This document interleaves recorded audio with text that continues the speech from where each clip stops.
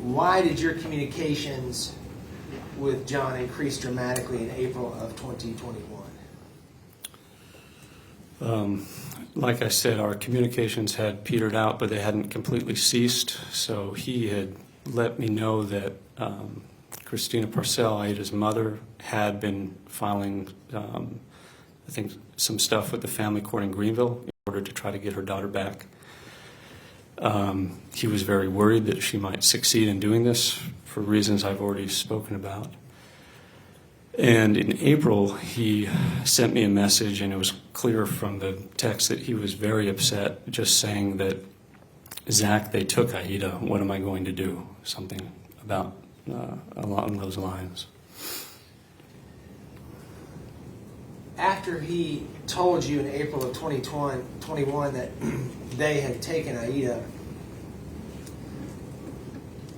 did he begin to tell you in greater detail what his concerns were and more information about his concerns?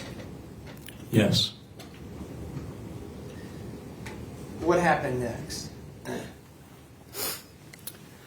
At this point, I felt a conundrum because, like I said, I had appreciated having some distance from John.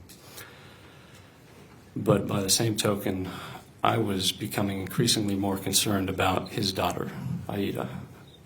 So while I might have wanted to not continue communicating with John for the sake of his daughter, I felt that I had a certain sense of responsibility to help him with what he was dealing with this custody battle for his daughter's sake. We began communicating probably every day, at least by text, often by phone calls. I was giving a lot of time towards hearing what he had to say, towards trying to help him in any way I could. Some of the things I did to help him were, first, he needed counsel. He needed a lawyer in family court. So I was in Greenville trying to find someone who could help him, and by helping him, help Aida. I ended up cleaning his house in Greenville. He had left it with a tenant who absolutely trashed it. It was like nothing I'd ever seen. Like the air was hardly breathable.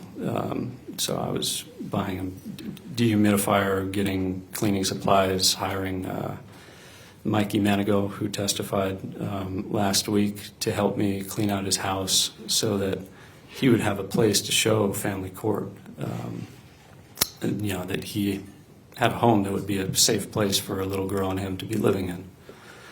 I told him when he came back I'd pick him up from the airport.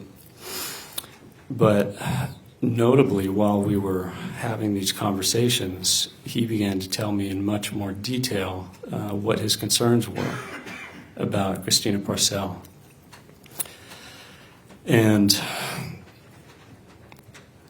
well, in order for you to understand what my reaction was to what he was telling me, you need to know what my experience was with my oldest adopted sibling, Grace. So when we adopted these kids, we really didn't know much about them. Objection, Your Honor. May we approach? Sure.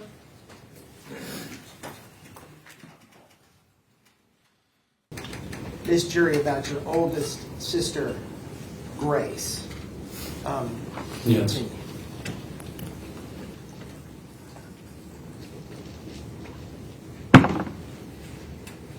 Thank you. I don't say this lightly, but my oldest sister, Grace, was the most evil human being I've ever met in my life. She was 10 when she came into our family. The Russian government didn't tell us much about the kids, so we weren't aware of any, if any, behavioral issues there may have been. And there were many, but specifically with her. I would describe her without reservation as an affectionless psychopath. It wasn't that she was immoral, it was more that she was amoral. She didn't have a sense of right and wrong. Her emotional compass was seemingly non-existent. She was just dead inside. She was a masterful manipulator and deceiver. She could lie at the drop of the hat for reasons that might involve her personal gain or just for the heck of it. She would invent the most absurd, crazy, gruesome stories just to get a reaction out of people. And she could talk about this stuff with the same tone that you might talk about making a sandwich. And this from a girl that I knew between the ages of 10 to 14. It was incredibly disturbing, and the things I learned about that type of personality have stayed with me my entire life, because I've never met someone like this since. And with one exception, I had never even heard someone describe another human being like this. And one of the things that is so dangerous about someone like this is, she was literally like a vampire who would just suck the goodness out of other people around her. She could be very emotional, and she would fake these emotions in order to elicit a response in you, a sympathetic response. And if, for instance, you were accusing her of doing something like stealing or hurting one of her siblings, she would weep and just beg you to believe her and say, no, I didn't do it. And then if you would present her with irrefutable proof that we knew you had indeed done this, it was like a mask would just fall off her face. And I mean, she'd just look at you with shark eyes.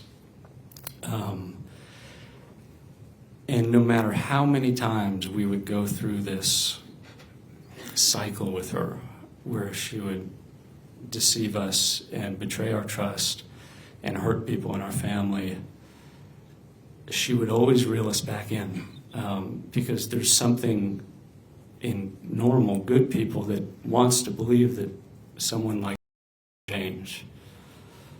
You want to believe that there's redemption for someone like this, and that they might change their ways and become a better person. And she knew that.